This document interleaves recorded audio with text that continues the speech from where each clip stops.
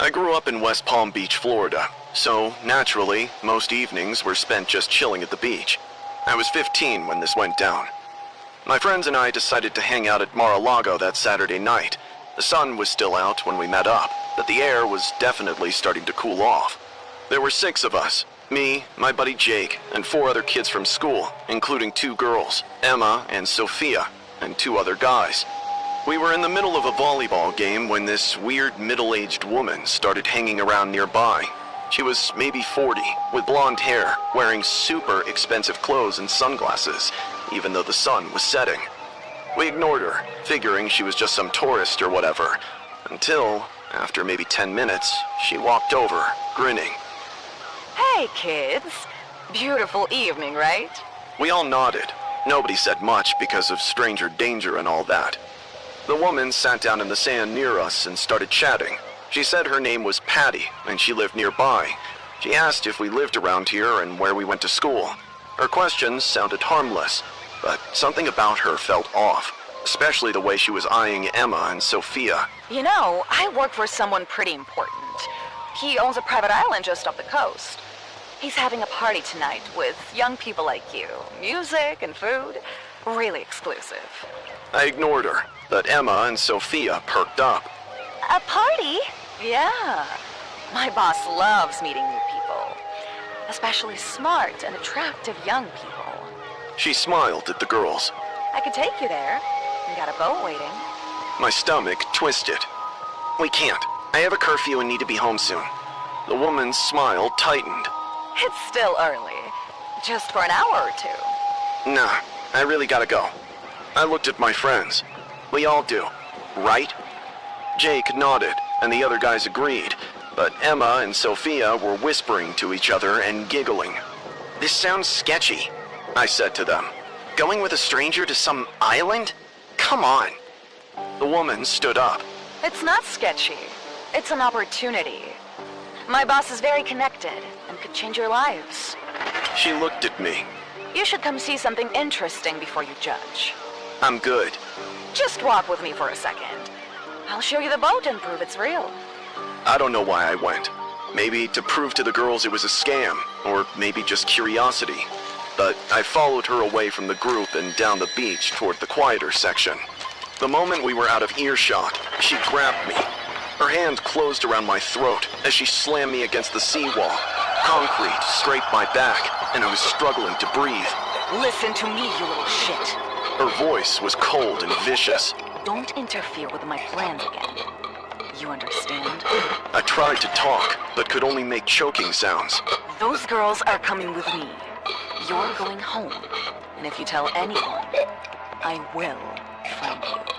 She let go, and I sucked in air and started to scream. She shut me up with a punch in my face. My nose exploded, with blood everywhere and pain like I'd never felt. I fell on my knees while she walked away and disappeared around the corner. Jake found me a few minutes later, bleeding and crying. He helped me up and asked what happened. I told him everything. We ran back to where the group had been, but Emma and Sophia were already gone. The other guys said they'd left with a woman and walked toward the marina, saying they'd be back in a couple of hours. Jake called the police. I was still bleeding and trying to explain when a cop showed up and took our statements and radioed for backup. They searched the marina but found neither the girls nor the woman. Emma and Sophia didn't return home that night. The police investigated, put out alerts, and checked security cameras. They found footage of the girls getting into a white boat with a woman. The boat disappeared into the Atlantic. Months passed, but there were no traces of any of them. Their folks tried everything. The community helped with missing person posters. The folks even sobbed and begged on the news, but nothing came of it. Eventually, the case went cold until 2019, when Jeffrey Epstein was arrested. The news channel showed photos of his associates who'd helped him and recruited for him. Amongst them was the woman from the beach. Her real name was Sarah Kensington, and she was one of Epstein's recruiters. She'd been bringing girls to his island for years. I called the FBI immediately and told them everything. They already knew about her and said she'd fled the country when Epstein was arrested. She was currently hiding somewhere in Europe, and Interpol was looking but hadn't found her. They confirmed Emma and Sophia were likely among his victims, who were probably taken to his island to never return. I'm a father of a girl now. Whenever I look at my little princess, that night doesn't just feel like a bad memory. It feels like a wound that won't close. The broken nose healed up years ago, didn't even leave much of a scar. But I can't shake the picture of what those girls must have gone through. I lay awake at night, shuddering at how dark this world is for women. And honestly, I'm super scared about my baby's future. The guilt is a monster in my gut. I tried to warn them, but trying wasn't enough. I should have screamed louder, fought harder, anything to physically stop them. Epstein's dead now, and that's one less monster. But Sarah Kensington is still out there, and Emma and Sophia are still missing. I go to their family vigils every year, and stand way in the back. I just can't bring myself to face their parents. How do you look at them and not fall apart, knowing you were the last person who had a chance to save their daughters, and didn't? I'm from Syracuse, New York, and went to medical school at Columbia in Manhattan. I was in my third year when they took us on the North Brother Island field trip as part of this program, which was aimed at training future doctors to work in remote areas and give medical aid to underserved communities. It sounded noble, but I just thought it was cool we'd get to see a forbidden island. North Brother Island sits in the East River, between the Bronx and Rikers. It's been totally abandoned since the 50s, and nobody's allowed there except for occasional research groups. The place is famous for two things: Mary Mallon, who was quarantined there after she lost her mind being infected with a contagious disease, and the ruins of Riverside Hospital, where similar patients were kept. We took a boat from the Bronx. There were 12 of us med students plus our guide, a guy named Mr. Henderson, who was a park ranger or something. He gave us a safety briefing on the ride over. "Stay with the group and don't touch anything." He handed out face masks and gloves and explained that the hospital had housed tuberculosis, polio, and typhoid patients. Later, it became an asylum for the mentally ill, so the place had layers of contamination. When we docked, the island looked even worse than the photos. Nature had completely taken over, with trees and thick vegetation everywhere. Rising through it all were the skeletal remains of Riverside Hospital, with red brick crumbling and windows like empty eye sockets. We walked single file through overgrown paths, while Mr. Henderson pointed out buildings. "That's the morgue. That was the tuberculosis pavilion. Over there were the nurses' quarters." Everything was rotting and falling apart. Inside the main hospital building, it was dark, and our flashlight cut through the gloom. There was peeling paint and collapsed ceilings and graffiti on the walls from people who'd snuck over before the island got locked down tight. "This section housed the most severe cases," Mr. Henderson said. "It was for patients who were too contagious or dangerous for regular wards." I lingered behind, looking at the details. The bed frames were badly rusted. Broken syringes were scattered everywhere, and a wheelchair with vines growing through it occupied a corner. My classmates moved ahead, but I didn't. I waited until their voices faded down the corridor and entered through the door I had spotted. It was partially hidden behind a collapsed section of wall and looked different from the others. It had a newer lock, like someone had been using it recently. I shouldn't have gone in. I knew it was stupid, but curiosity won. The room was small and windowless. My flashlight revealed things that made my stomach turn. There were restraints bolted to the walls, old surgical instruments laid out on a metal tray, and dozens of patient files scattered across a desk. I picked up one of the records. The handwriting was shaky, detailing experimental procedures and dates reaching back to the 40s. They included records of forced lobotomies, drug trials on patients with mental illnesses, and electroshock therapy administered as a form of punishment. "Jesus," I whispered. A sickening feeling gripped me as I read the details. Suddenly, sounds of coughing and vomiting erupted from the next room. Thinking it could be one of my classmates who had fallen sick, I dragged my feet toward the noise and pushed open the connecting door. "Hello? You okay?" The room was empty, but my flashlight had caught a fresh, wet puddle on the floor. It was an almost black mixture of blood and vomit. I shone my light around and saw a small figure hunched in the corner, facing away from me. I squinted and realized it was a woman. She was wearing a dirty white hospital gown, shaking and making a nasty gurgling sound. "Ma'am? Are you—" She turned around and words died in my throat. Her jaw was hanging open, but not like a normal mouth. It looked like it had been nearly severed from her face, dangling by threads of tissue, with blood pouring out. Her eyes were wide and staring. I screamed, stumbled backward, and hit the wall. She started moving toward me, crawling with that broken jaw swinging. I ran back through the experimental room and into the hallway, running blind. "Help! Someone help!" I found my group 3 corridors over. Mr. Henderson grabbed my shoulders. "What happened?" "There's someone in there. A woman. She's hurt. Her face." "What woman? Where?" I led them back. We found the experimental room with the files and the instruments, but the next room was empty. The floor was dry, with no puddle or blood in sight. I saw her. I swear, her jaw was..." Mr. Henderson's face was pale. "This island is completely restricted. There's no one else here." "But I saw..." "You saw nothing." His voice was firm. "Let's go. Tour's over." We walked back to the boat in silence. Nobody looked at me. I felt crazy, but I knew what I'd seen. As we pulled away from the dock, I felt eyes watching me. I looked back at the hospital and froze. She was there, standing on the roof 4 stories up in her white gown, blowing in the wind. She was watching our boat leave. I grabbed the student next to me. "Look, on the roof!" By the time she turned, the figure had disappeared. We got back to the school, and life went on, but I couldn't forget her or stop myself from looking up the hospital's history.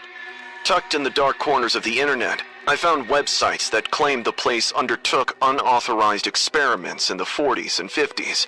Many patients died from botched procedures.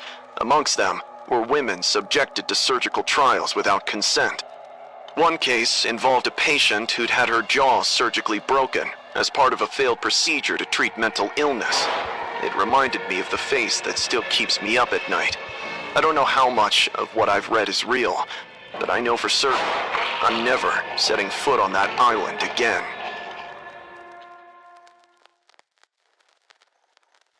I'd saved up for 2 years to take my first solo trip at 24. I wanted adventure and something different. So I picked Brazil, because I'd always been obsessed with the rainforests and beaches. I flew into Sao Paulo in July. My second night there, I was at this beach bar in Guarujá, drinking caipirinhas and watching the sunset.